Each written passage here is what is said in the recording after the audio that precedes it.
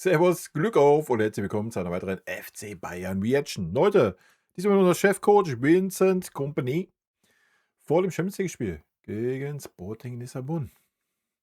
Wie immer, bevor wir reingehen, der Hinweis: hypen, liken, kommentieren, abonnieren, Glocke aktivieren. Zumindest, wenn euch gefällt, was ihr seht. Und damit Abfahrt. Konferenz vor dem Heimspiel des FC Bayern gegen Sporting Lissabon. Morgen jetzt mit Vincent Kompany und euren Fragen.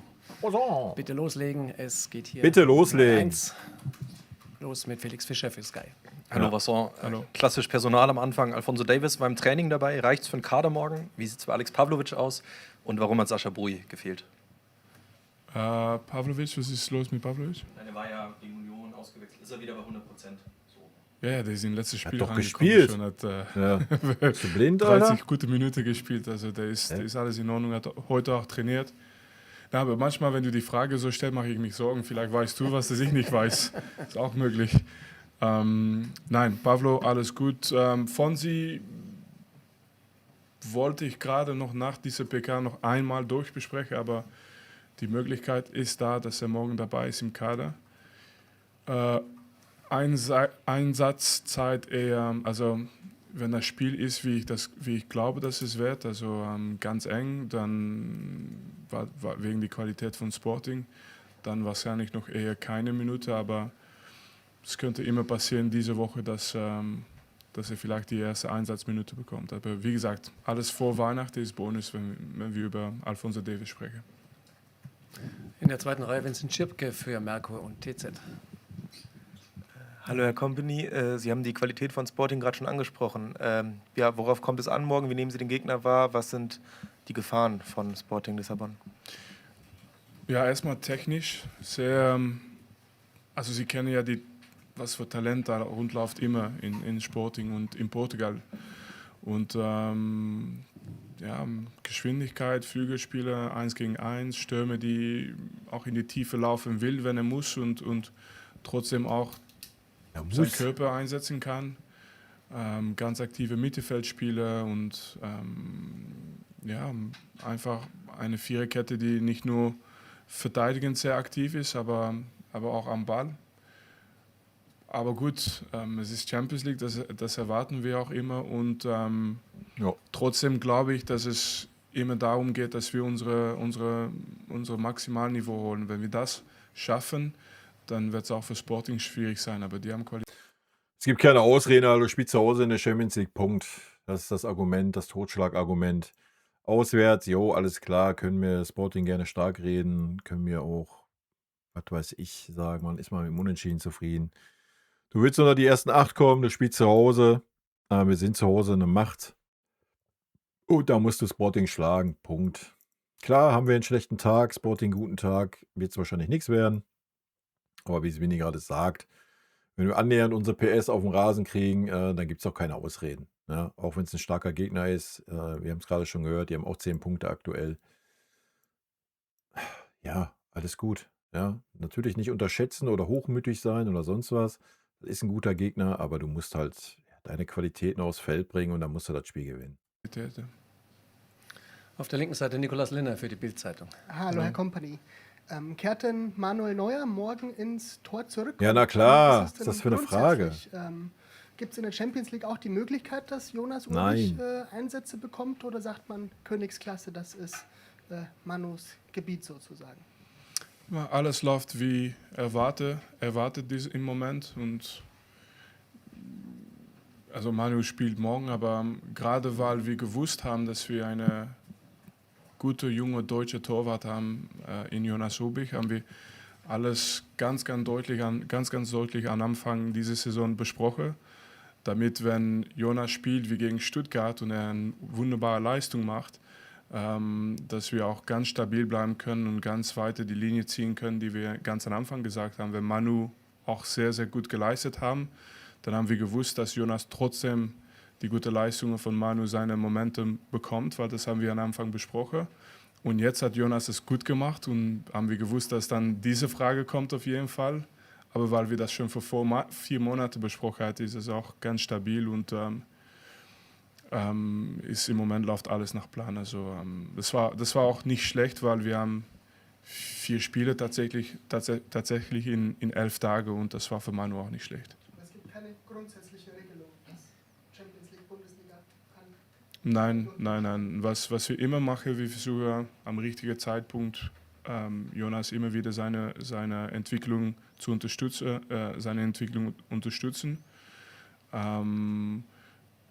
ob das jetzt ein Spiel ist oder irgendwann ein anderes Spiel, also das ist immer. Naja, hat er ja letzte Saison auch schon gezeigt, dass er da kein Problem mit hat, in der Champions League zu spielen, in K.O.-Spielen. Also. Ja, ich bin sehr gespannt, wenn Manuel Neuer nochmal so eine Serie hat, wie er sie jetzt hatte. Und das kurz vor den K.O.-Spielen, ob Kompanie dann immer noch sagt, oh ja, ich stelle Manuel Neuer da rein. Da bin ich sehr gespannt drauf, wenn dem so kommen sollte. Abhängig von der Situation. Ich habe ganz früh in meiner Trainerkarriere gelernt, dass wenn man sich zu schnell einmetzelt, sagt man das? Nein, festlegt, dass man dann immer wieder Probleme bekommen kann. Also was wir nur festgelegt haben, ist, dass wir seine Entwicklung unterstützen werden. Und das kann jederzeit passieren, aber er weiß dass er unsere Vertrauen total hat. Jetzt ist festgelegt, dass Stefan Kumberger der Nächste ist. Danke. Vincent, Sie nehmen im Kader ja alle Spieler mit, jeder bekommt seine Einsätze und gerade neben Joshua Kimmich auf der 6 zwischen Pavlo und Goretzka wechseln Sie relativ oft. Wie kommen Sie zu der Entscheidung, immer einzeln? Ja, frag doch mal, wie sieht es denn mit Tom Bischoff aus? Das wäre doch die interessantere Frage. Jedes Spiel. Welche Rolle spielt der Gegner, welche Rolle spielt die Tagesform und so weiter? Die Tagesform kann keine Rolle spielen, wenn man die letzten Spiele von Leon Goretzka sieht. Die waren alle unterirdisch. Ist abhängig. Wenn der Form so ist, dass die alle gut spielen, dann kann manchmal der Gegner entscheidend sein. Wenn manchmal der Form nicht so gut ist, kann manchmal der Form entscheidend sein. Also das ist auch abwechselnd, aber grundsätzlich ist es nicht so, dass ich zu viel spreche über, der muss dieses Spiel machen oder dass es immer ein Spiel ist für eine, ein anderes Spiel für die andere. Es geht einfach darum, dass ich die Jungs vertraue. Da geht es um. Also ob jetzt Pavlo, Kimmich, Bischoff, Goretzka spielen im Mittelfeld. Ich weiß, wenn wir irgendwann gewinnen, dann sind die Themen eher über Personal okay. Aber ich mag das eigentlich, das ist kein Problem. Ich überlege nicht so, dass ich das Gefühl habe, dass wir auf einmal was anderes erwarten muss, wenn eine Spieler spielt und der andere nicht. Das ist die Konkurrenz und ich mag das, ja. Nächster an der Reihe ist Klaus Bergmann für die dpa. Luis Diaz ist ja morgen gesperrt, ist auch Sonntag gesperrt. Er war heute nicht im Training. Ist ja einer, der ja fast immer gespielt hat oder auch immer spielen kann, viele Reisen hat. Haben Sie ihm irgendwie jetzt mal so 2-3 Tage freigegeben oder eine ganze Woche? Oder ja, auf jeden Fall. Wochen? Ja, 2 Wochen. Bleib mal ruhig doch. Ja, weil jetzt weiß ich, wie es bei euch dran geht. Aber nein, was Sie beschrieben haben, also das stimmt alles. Der hat immer alles gespielt, nicht nur für uns, aber auch für die Nationalmannschaft. Der hat auch die längste Reise. Und dann spricht man immer über es gibt mehr und mehr Spieler. Der hat auch in England gespielt sehr lange. Das heißt, dass er keine Weihnachtsfrei hatte mit Familie und so. Das wird dieses Jahr auch das erste Mal sein für ihn. Also ich glaube, das ist einfach jetzt im Moment vernünftig, dass er ein paar Tage weg ist von hier. Und, perfekt. Und dass er dann mental wieder 100% zurückkommt und dann wieder weitermacht, was er bis jetzt gemacht hat. Aber ich fand es einfach sehr logisch für ihn. Ja. Also einige Tage wird er nicht hier sein und irgendwann ist er wieder zurück. Aber der bekommt auf jeden Fall auch wenn wir spielen, weil manchmal gehen wir Spiele etwas länger, auf jeden Fall. Aber die haben immer ein Individualprogramm, die arbeiten zu Hause. Also heutzutage ist es nicht mehr so, dass man irgendwie auf Urlaub geht und einfach am Strand liegt oder so. Die Jungs, die trainieren fast täglich, die haben alle Privatphysios und alles. Und wichtig ist für mich, dass er mit seiner Familie ist jetzt im Moment. Next one from Portugal, in Ja, Portuguese. vollkommen Hi, richtig. Ne? Vincent João Pedro Mendoza from RTP Portugal. Sorry about my bad German. So. what was the best you found studying sporting? I think I Please excuse tried my to describe a little bit in English, in German, what I saw. I think it's a team that is still very, very clear and very complete in every phase. It's a team that is very compact when they have to defend in the middle phase. They defend the box with everyone. Everyone's coming back, but they're also dangerous on the counters. They have a back line who's very active to always squeeze and make the pitch small to the ball, and when they press high, like you saw against Benfica, they can be dangerous and they can also get their moments. And on the ball, it's a technical team. I'm not afraid to play and using the two midfielders, not afraid to progress through the wingers and then go back inside and find the other side. So always a talented team as well in terms of young profiles for the future. So it's an exciting team to watch, but what I was explaining is every single time a team comes to the Allianz Arena, there's a big emphasis as well on what we can do. So if we're not 100%, this team is a very strong team and they are in the top 8 for a reason. But if we are 100%, there's a lot of things we can do in this game as well to make it difficult for them. But of course we have a lot of respect for every opponent. Ja, ist ja das, was ich sagte, Alter. Du musst halt an deine 100% kommen, wie es Vinny auch sagte, und dann musst du den Gegner auch besiegen, ja. Natürlich ist das ein starker Gegner, ja. Die haben nicht umsonst 10 Punkte aus der Champions League, alles nicht falsch verstehen. Aber du hast gegen Chelsea zu Hause gewonnen, du hast in Paris gewonnen, also musst du auch in der Lage sein, gegen Sporting zu Hause zu gewinnen. Punkt. Thank you. Thank you. Mario Krischl ist der Nächste für den Kicker, Ja, bitte. vielleicht nochmal eine Kicker. Nachfrage zu Luis Diaz. Servus erstmal. Du hast jetzt gelacht über die 2 Wochen, aber das heißt schon ganz klar, dass er für Heidenheim noch eingeplant ist. Also wenn er wieder spielberechtigt ist. Was meinst du? Dass er spielberechtigt ist vor Heidenheim, das weißt du. Und du glaubst, ich gebe ihm noch eine Woche Pause danach? Ja, keine Chance. Nein, also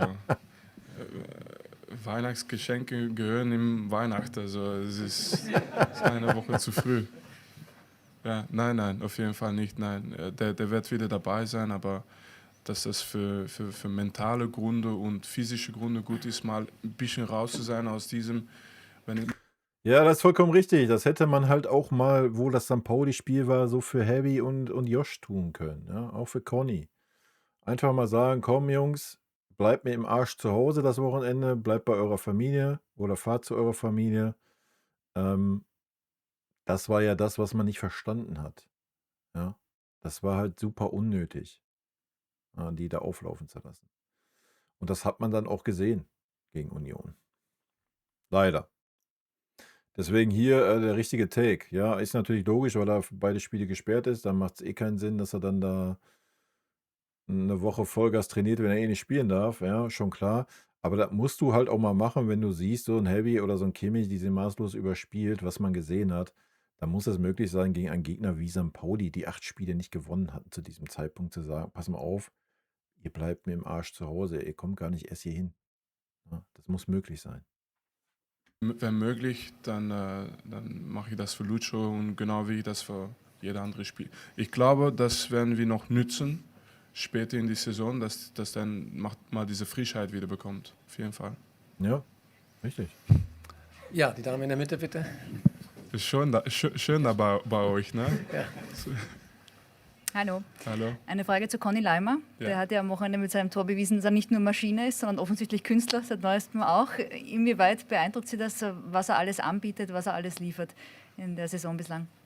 Ja, das Tor, das er jetzt geschossen hat, hat vielleicht noch was anderes gezeigt dieses Mal, dass es technisch auch eine sehr, sehr, sehr gute Spieler ist und natürlich hat er mit seiner Energie, und wir haben gerade oft über Lucho seine Energie gesprochen, aber ich glaube, dass Conny auch sehr, sehr gut passt in das, was wir zeigen wollen von unserer Mannschaft jedes Mal, und das ist einfach... Ja, dafür ist Conny super wichtig, ne?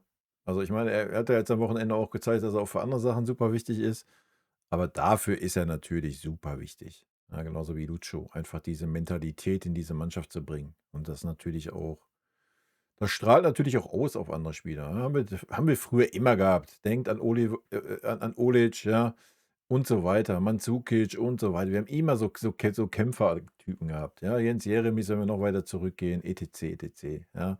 Und die brauchst du einfach auch. Ja, die brauchst du in dieser Mannschaft. Conny ist natürlich noch viel, viel mehr als nur das, genauso wie Luis Diaz, ja, nicht falsch verstehen. Aber diese Mentalität, das ist super wichtig für die Mannschaft. Volle Laufbereitschaft und alles, was gehört zum Profisport in meiner Meinung. Ja. Aber dann natürlich, was er im Moment auch, glaube ich, noch öfter zeigt, auch, ist, dass er technisch auch sehr, sehr viele Lösungen bietet für seine Mitspieler. Und ich würde das nie eine... Naja, er hat nicht umsonst teilweise den Zehner gegeben in Leipzig. Also ich bitte dich. Ja, das weiß man. Conny Leimer kann das technisch, er kann super Pass spielen, ein super Auge für die Räume. Er darf es noch nicht zeigen bei uns, ja, weil er halt in irgendeiner Halbfeldposition rumeiert. Ja, wenn er eine Zentrale spielen würde, wäre er noch viel, viel mehr wert für uns. Priorität sein lasse in sein Spiel, weil er bringt so viel anderes noch, aber dass er das kann, das darf man nicht unterschätzen. Ja, das weiß man auch. Du nochmal, Nico, ja? Das letzte Mal, als Lucho gegen Arsenal gefehlt hat, haben vorne mit Michael Olise gespielt, Serge Gnabry und Lennart Kahl. Spricht etwas dagegen, dass das morgen wieder so wird? Nee, spricht nichts dagegen. Ja, ich meine... Spricht nichts dagegen, weil Nicholas Jackson, ja, das war ordentlich, aber jetzt auch nicht irgendwie so super aufdrängend, dass man sagt, Nicholas Jackson muss unbedingt auflaufen. Ja. Ich meine, wer weiß, ja, wir wollen es nicht ausschließen, aber ich gehe auch davon aus, dass genau diese 3 Spieler plus Harry Kane vorne auflaufen. Wir haben, glaube ich, noch... Du weißt, ja, Guerrero, bla bla bla. Einen Tag vorher die Line-Up zu geben. Also aber habt ihr die Leistung von Guerrero gesehen gegen Stuttgart? Also über was reden wir, Alter? Den kannst du nicht aufbieten. Ich kann das nicht, ich mache das nicht. Aber klar, man kann sich schon denken. Einiges vorstellen und das werden wir morgen sehen. Eine klare Antwort. Okay, ein letzter Fragewunsch. Stefan Kumberger, bitte. Vincent, Sie haben uns immer wieder vorgerechnet, man braucht 6 Siege, um unter die ersten 8 Mannschaften zu kommen. Morgen wäre es der 5. Sieg. Ja. Serge Gnabry hat so ein bisschen schon den Eindruck gemacht, als würde er glauben, dass es morgen mit einem Sieg schon reicht. Sehen Sie das ähnlich, weil Sporting so der letzte ganz große Brocken ist in der Ligaphase? Ja, weil die Statistiker, die nicht gesprochen haben, die haben sogar gesagt, 5 Spiele plus 1 Punkt ungefähr, dann bist du quasi sicher. Und das heißt, du musst 4 Punkte holen aus 3 Spielen. Aber ich denke nicht gerne so, weil irgendwann hast du das Gefühl, du bist nah dran und dann ist auf einmal diese Linie immer weiter und dann kommst du nicht mehr da. Also morgens spielen wir zu Hause und wir haben aus diesen 3 Spiele 2 Heimspiele. Ja, und muss beide gewinnen und gut ist. Unsere Situation ist fast perfekt und das müssen wir jetzt auch nützen zu Hause. Aber stimmt, rein statistisch, wenn wir jetzt dieses Spiel gewinnen, dann sind wir sehr nah dran. Okay, danke Winnie, danke euch. Freuen wir uns auf morgen. Freuen wir uns auf morgen. Tuma, bin gespannt, das ist ein interessanter Gegner auf jeden Fall, ja. Aber wie ich jetzt schon mehrfach sagte, du musst deine Leistung auf den Platz bringen, spielen zu Hause, Europacup, da gibt es keine Ausreden. Punkt. Und damit rot-weiße Grüße, Leute. Vielen lieben Dank für euren Support hier auf dem Kanal. Und in diesem Sinne, gute Freunde kann niemand trennen.